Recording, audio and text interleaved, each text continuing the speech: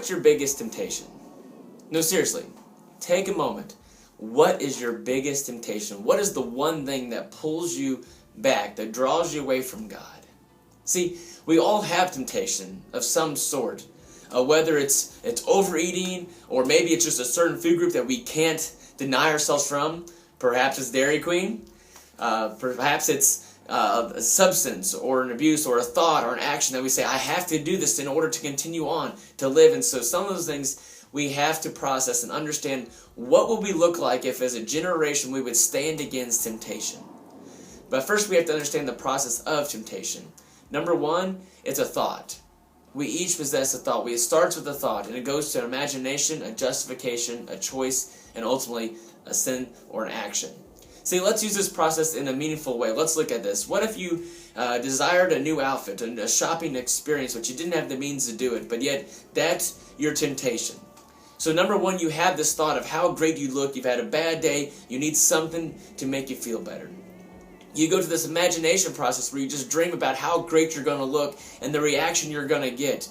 Number three is the justification. You say you work hard, or you haven't done a recent Facebook post and you need to post something of how great this new outfit will look. Number four, you enter this choice. You get online, you look for coupons, you say, this is a great deal, I can't live without it. And then five, ultimately, you fall into the action. See, for each of us, we go through this process, whether it's days, weeks, months, years, or even just seconds. It can happen like that. And so it's important that we understand a way that we can fight our way out. See, in James chapter 4, verse 7, it says, submit yourselves then to God, resist the devil, and he will flee from you. He doesn't say resist the devil first, but he says submit yourselves to God, that we submit ourselves daily to giving ourselves to Christ, to standing firm and understanding that God, take my whole life as yours. And once we do that, then we're able to stand against the devil and his temptation. See, one of the best ways to resist temptation is to eliminate it when we can. If we can get rid of things from our lives, that if we can't handle junk food, don't bring it in your house. If you can't drive by your Dairy Queen, then don't go by Dairy Queen. See, it's all about resisting and standing firm. Why would we resist temptation tomorrow if we have the power to eliminate it today? See, how awesome would it be as a generation of people, when temptation came upon us, we would be able to stand up, look it in the face, and say, I've been expecting you, and I'm prepared to stand against you.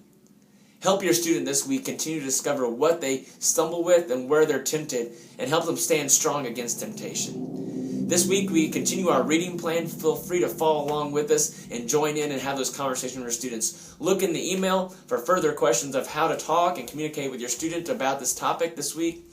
And also, next Wednesday, September 23rd, we'll be see you at the poll at the high school at 7:30. Please encourage your student to get up early, to be there, to make a stand for Jesus in our community, in our school, and our country.